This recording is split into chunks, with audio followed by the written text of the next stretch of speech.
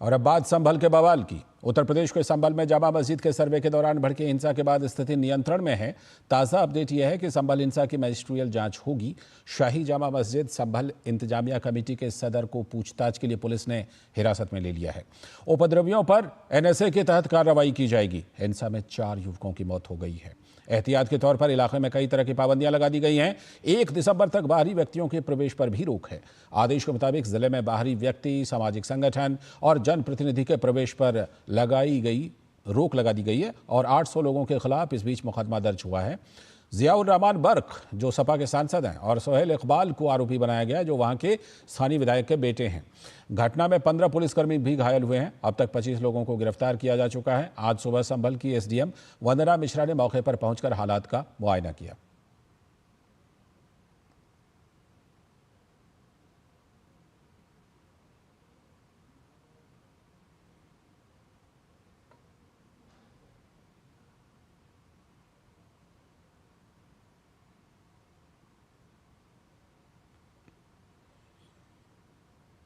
पूर्ण रूप से सामान्य है और कोई समस्या नहीं है। रात को 2:30 बजे भी हमारे द्वारा गश्त की गई थी। पूरी टीम ऑन ग्राउंड है, तो किसी प्रकार की कोई समस्या अभी नहीं है। जो डीआईओ हैं उनके माध्यम से कुछ फुटेज भी जारी किए गए। जो यहाँ के जो मानिंद लोग थे उनके माध्यम से दिए गए। कुछ ड्रोन की फोटोग्राफी है और कुछ कैमरा की फोटोग्राफी जो हमारे द्वारा ली गई थी वो भी जारी किए गए थे।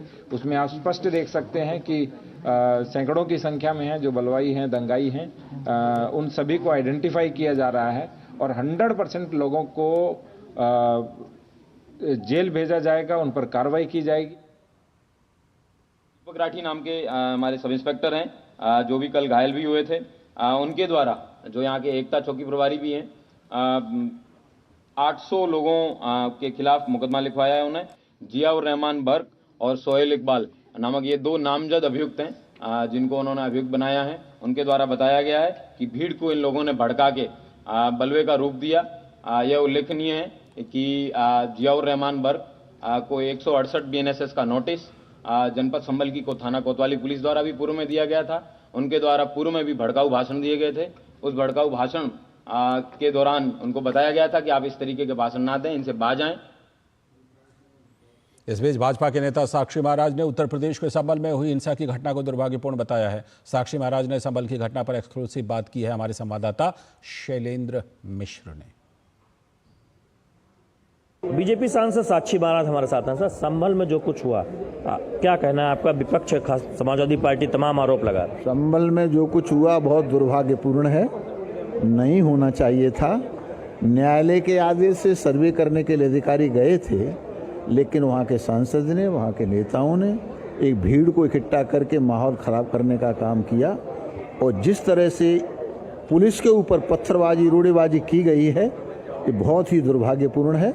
मैं उत्तर प्रदेश के मुख्यमंत्री योगी आदित्यनाथ से आग्रह करूँगा कि इससे ऐसा उनको सबक सिखाया जाए कि फिर ये कहीं हिमाकत ऐसी कर न सके। आप कह रहे हैं कि जो विपक्षी दल के नेता हैं उन्होंने उकसाया था क्या? बिल्कुल, ये प्री प्लान था, पूरा का पूरा उकसाया गया। बिना उकसाए तो इतनी भीड़ आ नहीं सकती और इतने पत्थर कहाँ से आ सकते हैं? अचानक कहाँ से आ सकते हैं? अभी आप यहाँ पर खड़े हुए अगर 4 पत्थर भी जेब से निकालना चाहें, कहाँ से निकाल लेंगे? ये तो पहले से तैयारी की गई थी। सारा का सारा जितना षड्यंत्र किया प्री प्लान था। समाजवादी पार्टी की तरफ से अब मैं केवल समाजवादी पार्टी ही क्यों, पूरा विपक्ष ही तुष्टीकरण में लगा हुआ है।